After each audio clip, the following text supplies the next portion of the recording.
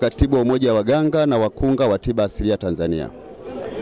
Tupo hapa tangu tarehe 31 siku ya maonyesho ya tiba asili ya Mwafrika mpaka siku ya leo. Nafikiri siku ya leo ni hitimisho. Tiba asili ni tiba ambazo zilikuwepo tangu awali, enzi za mababu, lakini tiba hizi zilidharaulika kipindi cha nyuma, zilirudishwa nyuma. Lakini kwa sasa hivi tunaishukuru serikali yetu ya sasa hivi, awamu ya 5 imeipa kipaumbele. Hasa pale Mheshimiwa Rais alipotamka rasmi kwamba wewe unayedharau tiba asili ndio umepitwa na wakati, kwa sababu inaonekana tiba asili zilipumbazwa kipindi kile cha nyuma. Lakini pamoja na kupewa kipaumbele, kuna changamoto kubwa sana ambayo inatakiwa hizo zikitekelezeka, inawezekana kwamba tiba asili inawezekana ikawa ni mfano kuanzia hapa nchini na dunia kwa ujumla. Kwa sababu kwa sasa hivi tiba asili imekuwa ni kipaumbele, ni vyema sasa serikali ikawawezesha waganga wa tiba asili, kwa sababu kwenye tiba hizi unasema kuna tiba mbadala, kuna tiba asili, lakini tiba hizi zipo tena, kuna zile za imani. Kuna watu ambao wanatumia vitabu vya dini ambao hawatumii mizizi, wao wanaandika tu yale makombe, wanaweka kwenye maji. Kwa hiyo yale maneno ambayo ya kwenye vitabu vitakatifu amechukua, mtu akitumia basi anakuwa anapona. Hiyo ni tiba za imani. Lakini kuna hizi tiba mbadala ambazo hizi wataalamu wa tiba hizi mara nyingi ni watafiti ambao wanaenda kusoma kwa muda, kwa miaka, anahitimu, kwa anajua namna ya matunda na dawa na mimea. Hao ni tiba mbadala. Tiba asili ni hao ambao ni waganga wa tiba asili ambao ni wa kienyeji. Na tiba asili ninaiongelea ni ile ambayo waganga wa tiba asili wamerithishwa kutoka kwa mababu. Tiba asili ina maana ya kurithi na kurithishwa. Kwa hiyo tiba asili ya kurithi na kurithishwa ndio hiyo tiba moja. Sasa hawa watu wanatakiwa kupelekewa elimu kwa undani zaidi. Lakini tunapofika kutoa zile elimu kama chama cha WAWATA, kuna mikanganyiko mingi inayotokea. Lakini mikanganyiko hii naona inatokana hasa kwenye upande wa hivi vyama. Vyama vimekuwa ni vingi sana. Serikali ingefanya utaratibu ili hawa watu tuende nao kwa wakati na ili waweze kuelewa. Na mkizingatia wa ndugu zangu waandishi wa habari, waganga wa tiba asili hawajaenda shule asilimia kubwa. Kwa hiyo kwenda nao lazima tuende nao taratibu. Hasa ni lazima hawa watu waganga wa tiba asili, serikali ingefanya mpango wa hivi vyama kuvipunguza. Mbona hata ninyi waandishi wa habari mna chama cha wanahabari ni kimoja, kuna chama cha madaktari ni kimoja, kuna chama ambacho labda cha wanasheria. Kwa sisi kama waganga wa tiba asili, aidha kwa sababu kuna matabaka ya makundi, kwa ufanisi zaidi na kwa uhalisia, ni vyema waganga wa tiba asili ambao wanatumia ndoto, leo nimeota mzizi fulani dawa fulani, nao wakawa na umoja wao, itapendeza sana. Na hawa waliosoma wameenda India, wamesoma kwenye vyuo, nao pia wakawa na umoja wao, itapendeza sana. Na hawa nao wa tiba za imani wakawa na umoja wao, itapendeza sana. Kwa nini nasema hivyo? Tunapokuwa tuna changamoto sasa hivi hapa, serikali yetu imesema natakiwa twende pale wapi, DRC Milembe tukasome. Tunapohamasisha wanachama wetu wakasome, kuna mwingine anapiga simu naambia hao matapeli hao. Sasa lengo waganga wakasome, mwingine anasema ni matapeli. Sasa inakuwa ni shida. Lakini mtu kama atakuwa kwenye umoja wake, basi aliyesema ni kiongozi wake ni yule yule, kwa maana hiyo tayari kutatia imani ya wale watu na kwenda kusoma. Mimi ni miongoni ambao kama kiongozi wa taifa ambao nimeenda kusoma, nimemaliza DHAS. Kwa kweli masomo ya pale ni mazuri sana, kwa sababu kwanza wanafundisha namna, serikali yetu imeweka muundo wa kufundisha namna ya uvunaji wa dawa. Kwa sababu sisi kule wakinyi tunavuna tu ili mradi bila kujua kuna madini tembo. Tunavuna tu bila kujali hapa kuna maviwanda ama nini, barabara limepita hapo, kuna mavumbi kila siku, lakini unachimba mzizi hapo. Kumbe ule mzizi unakuna nini? Una shida. Sasa sisi waganga wa sisi tunakuwa tujui. Lakini pia wanatufundisha kule ni namna gani ya kuweza kuvuna dawa na namna ya kuandaa zile dawa. Badala kuanika kama hapo kuna fleti inakuja vumbi inapiga umomba leta na twanga tena unapeleka kwenda kumpa mgonjwa, ni tatizo. Kwa hiyo wanatusaidia sisi. Lakini pia bado wanafundisha mfumo wa mwanadamu jinsi ulivyo. Kwa hiyo ukitoka kule ukiwa umesoma kama ni mganga wa tiba asili, unahakika unachokitoa ni sahihi. Maana naposema mfumo wa mwanadamu, wanajua tumbo limegawanyika sehemu ngapi, sehemu gani kuna figo, sehemu gani kuna maini, sehemu gani kuna kidore tumbo, ili mgonjwa anapokuja kuelezea kwamba ninauma sehemu hii, unajua kabisa kwamba sehemu fulani ni tatizo fulani. Sasa ili kutoa tiba, hata unapotoa tiba ya nuti una uhakika ya kutibu lile tatizo. Lakini kama amekuelezea kitu ambacho hujui, usema aliposema kuna kitu gani ambacho kwamba kinauma, si ndio? Utaanza kuweka dawa hii mbala na hii na hii, ni sasa unarusha jiwe kwenye poli kwamba kitakachokutwa ndio hicho. Kwa hiyo unakuwa kama unabahatisha.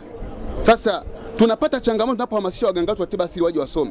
Kwa hiyo kunakuwa kule kuna watu wengine walioanzisha vyama kwa ajili ya maslahi, hawana nia njema na watu waendelee kuwagandamiza, waendelee kuchukulia fedha zao kwa maslahi yao, hawahubiri watu wakasome elimu iliyotolewa na serikali yetu. Sasa ili kuondokana na hii changamoto, basi ni vyema wa tiba asili wakawa na umoja, itakuwa ni bora. Kwa sababu mara nyingi hawa watu ni wale ambao wasiokuwa na tiba asili, wanakuwa ndio wanaochanganya hizi habari kwa wasiokuwa na uelewa. Ni dhambi hata kwa Mwenyezi Mungu hapendi. Labda wanaenda kuelezeaje kwenye inaeleweka? Tiba yetu ni safi sana, ni tiba isiyochanganywa na makemiko aina yoyote ile. Sisi tunatumia mzizi kama ni mzizi, kama ni magome, kama ni majani, na ndio tunatumia bila kuchanganya chochote kile. Na kama tunachanganya ni miti na miti, kwamba mti huu na mti huu nikiuchanganya ili uweze kutengeneza dawa ya kutibu ugonjwa fulani. Kwa hiyo serikali kitoa kipaumbele kwa hapo, ninaamini kwamba ndani ya miaka michache mbele tiba asili itakuwa imeleta maslahi kwa Tanzania hii na pamoja na mataifa mengine pia. Lakini tunaingiliwa na matapeli, ndugu waandishi wa habari. Matapeli hawa labda tu niulize swali, jafu nitalijibu mwenyewe ikiwezekana. Hivi mtu anatoka Sumbawanga anaweka bango pale, nimetoka Sumbawanga. Sumbawanga hakuna wagonjwa? Anaweka bango kwenye ninatibu nguvu za kiume kwenye nguzo za umeme. Nataka niwadhibitisheni waandishi wa habari, mganga wa tiba asili hana tabia ya kuweka bango hata siku moja. Mganga wa tiba asili anakutibu, ukipona utamwambia we ndo bango lake. Huyo ndo mganga wa tiba asili. Lakini hizi za mambo leo za kuweka bango kwamba nimetoka Sumbawanga, nimetoka wapi, na hao ni matapeli na ndo mianya ya matapeli. Ni vyema serikali ikaweka kipaumbele, mabango yote naweka mabango na namba za simu zinawekwa pale. Lakini tunashangaa serikali inashindwa namna gani namna ya kuwadhibiti hawa watu. Lakini lingine niseme kwamba ujumbe wetu ufike kwenye serikali. Hivi ninyi mmefika hapa ni waandishi wa habari. Mimi mkiniambia nichike hiyo kalamu nianze kuandika, nitaweza mnachokiandika? Sitokiweza kwa sababu sijasoma hiyo taaluma yenu. Kuna siri gani ya serikali kutowashirikisha kwenye waganga kwenye vikao vya maamuzi ya tiba asili? Kwa sababu baraza unakuta muhimili wake kutoka baraza anakuja pale kwa RMO, anakuja pale kwa DMO, kwa mkurugenzi. Tayari wanaojadili mganga ni serikali mtendaji ambaye hana taaluma. Madhara yake ndo hayo, wanakuja malambalamba, wanapewa vibali na watendaji, wanafanya uhalifu wakati si waganga. Lakini tungekuwa tunashikizwa sisi, ina maana tungesema hawa sio, hawa ndio, hawa sio. Waandishi wa habari mnaweza kuniambia mimi nimetoka kwangu Kibeho kuja hapa, nimekutana na trafiki njia ndo anasimamisha magari. Sijaona daktari mimi, sijaona afisa habari mimi. Inakuwaje si waganga tusipewe maamuzi na sisi ili tuweze, ili hii kasoro ya ya matapeli tukishirikishwa hii haitokuwepo. Tangu ni tembo akashindwa na mkonga wake. Ni katika msafara mamba na wakenge wamu. Mimi ndo wakujua huyu ni kenge, huyu ni mamba, kuliko wewe usiojua vya baharini. Kwa hiyo tu nitoe wito tu kwa serikali. Kama kweli tumewekewa sheria ya tiba mbadala, ni bora, na ili kuondokana na hizi changamoto za matapeli, ni bora kwamba waganga wa tiba asili kwanza wakagawa hivyo vyama, kwamba wa tiba asili wawe na chama chao kimoja. Lakini pia ni vyema kwamba waganga wa tiba asili wakapewa hata nafasi za usemaji, hata kwenye viti maalumu ziwepo. Kwa sababu utasema kuna msemaji ambaye si mtu wa tiba asili. Yakitokea mauaji ya watu wa Rubino na Vikongwe, tayari waganga ndio wamefanya, hakuna kutetea, wakati unajua kuna matapeli ndani yake. Kwa hilo nilikuwa ninaomba ili kuboresha mabango na nini kila kitu. Hakuna siri nyingine zaidi ya serikali kuwashirikisha waganga wenyewe katika vikao vya maamuzi vinavyohusiana na waganga wa tiba asili. Ni mikoa ambayo iko WAWATA na kuna wanachama wetu.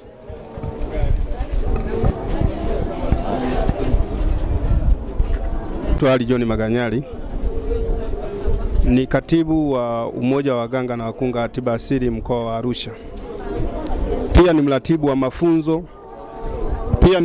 mafunzo ya kuinua ubora wa tiba asili nchini upande wa WAWATA. Kuhusu swala la vifungashio hivi vinatengenezwa kutoka kwenye viwanda vya plastiki, lakini namna ya kufunga tulivyofunga kisasa tunafunga sisi wenyewe. Kwa hiyo kiwanda tunacho sisi wenyewe, wala sio cha mtu mmoja, ni chetu sisi wote wana WAWATA.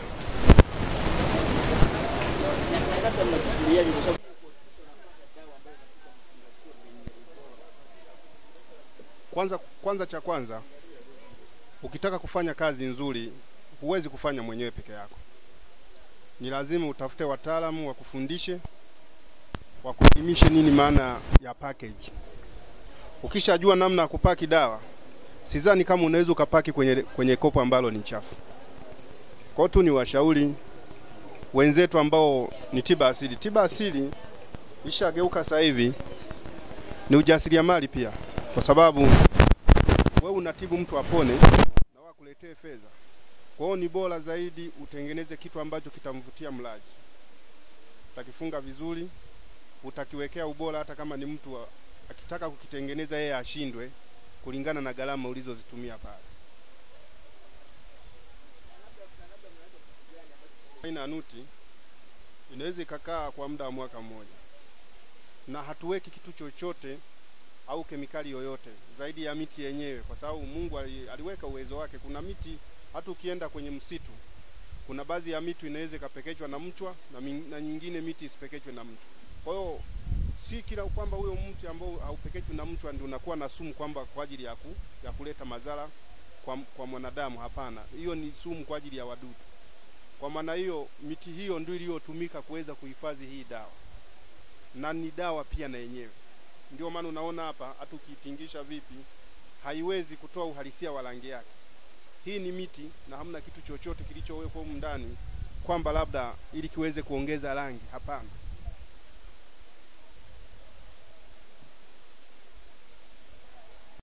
Naitwa Nurudini Khalidi Limo, ni mwenyekiti bodi ya madawa wa WAWATA Tanzania, na pia ni mwenyekiti wa kamati ya utafiti.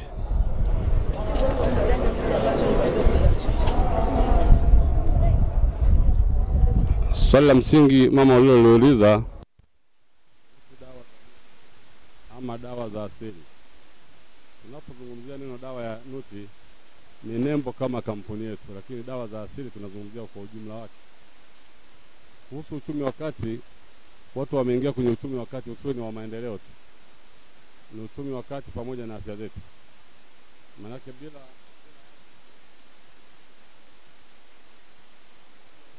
uchumi wa kati huwezi kuupata. Ukiwa huna afya ndugu yangu, hata una pesa benki zimejaa, huwezi kuzizungumzia maendeleo zaidi ya kuangalia afya yako utapona namna gani. Sasa kupitia dawa za asili ambazo tayari sasa hivi Afrika na nchi mbalimbali wamepewa nafasi hiyo, sisi watafiti tumezama sana kwa ajili ya afya za watu. Kazi kubwa tunayotakiwa kufanya sisi ni kuangalia jinsi gani wenzetu waliopata madhara ya kuumwa kwamba watapona namna gani, ikiwa ni pamoja na sisi wenyewe. Kwamba mgonjwa atakapotumia dawa akapona vizuri magonjwa mbalimbali katika mwili wake, tayari anaweza kusimulia uchumi wa kati kwamba atakuwa na furaha ya kuweza kushiriki na taifa jumla kwamba uchumi wa kati atakaa namna gani. Kwa dawa za asili ni dawa za kutibu magonjwa mbalimbali. Unaweza kuona katika chupa mbalimbali zimeandikwa dawa magonjwa machache, lakini kwa kutokana na nafasi ndogo ya kuweza kuandika hapa, huwezi kuandika magonjwa yote ukayamaliza.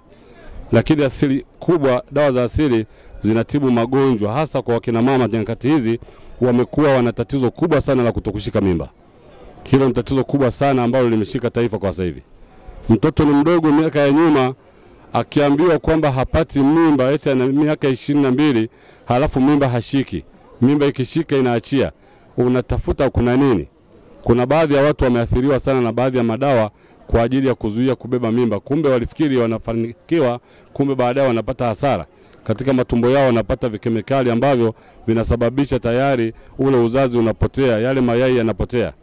Sasa ili upate kuzijenga vizuri, unapofuata dawa za asili utakuta tayari zinaenda kujenga zile seli, kuzirudisha katika mfumo wake wa kawaida ili mtu huyu aweze kubeba mimba na zile hormones zitengeneze ili akae katika mazingira mazuri.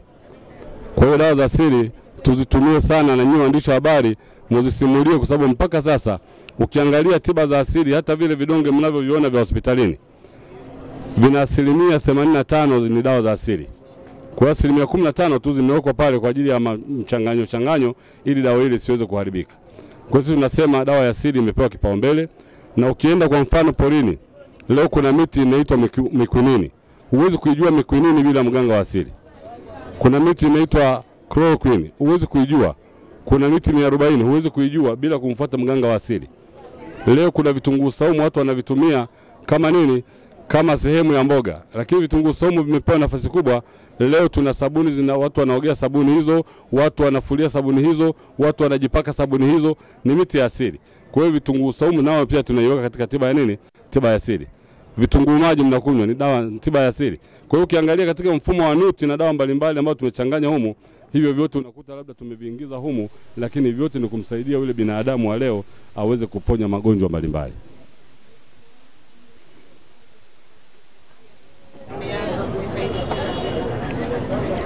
Mwitikio ni mkubwa sana. Kwanza watu wanafuraha kuona dawa za asili.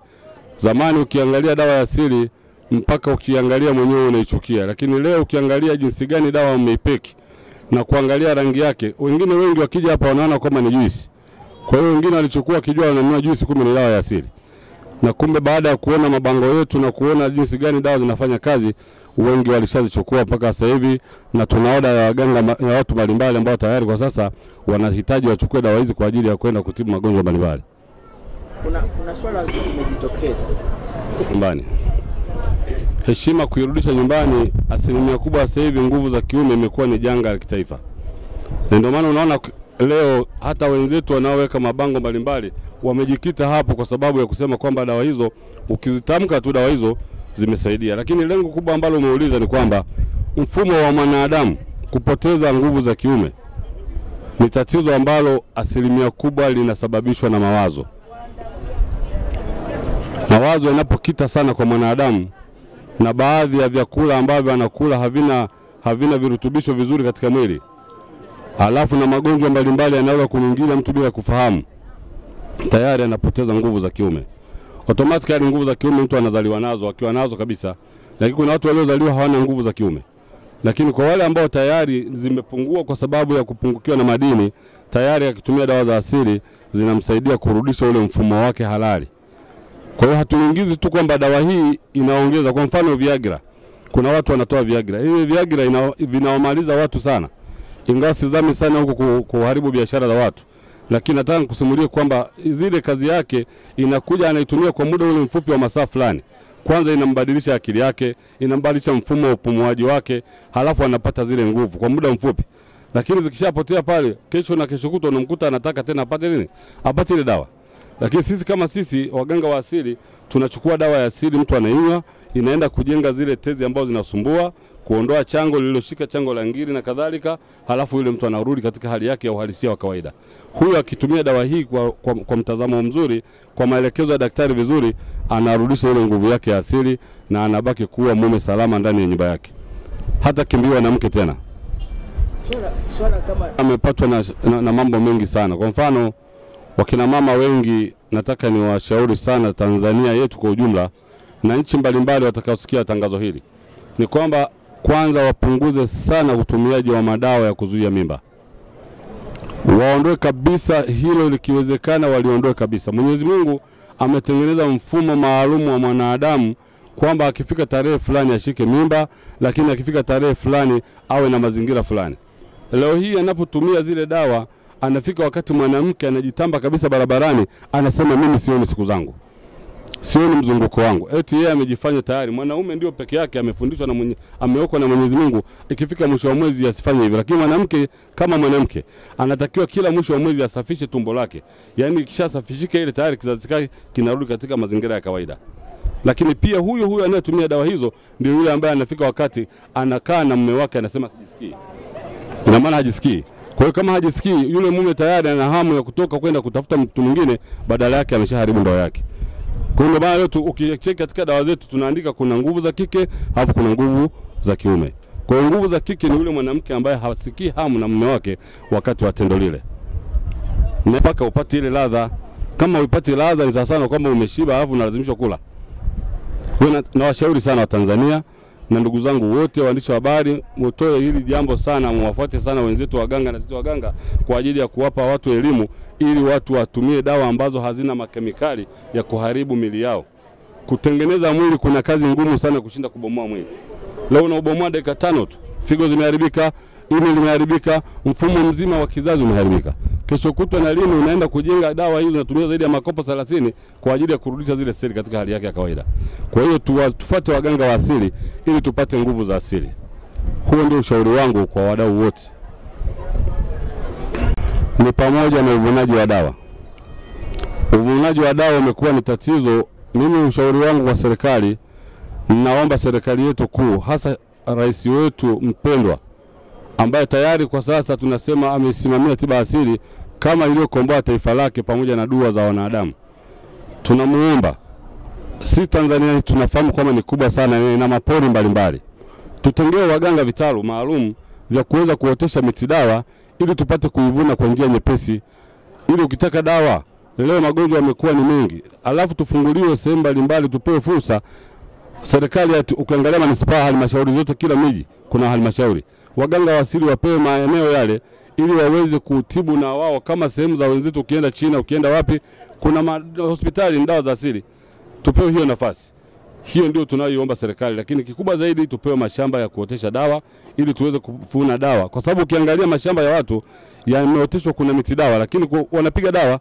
Kwa hiyo wanapopiga zile sumu zikiingia, ukivuna ile miti inakuwa na sumu ndani. Lakini kwenye pori hakupigwi dawa. Kwa hiyo dawa tunaweza kuzipata kwa njia nyepesi ambayo haina usumbufu.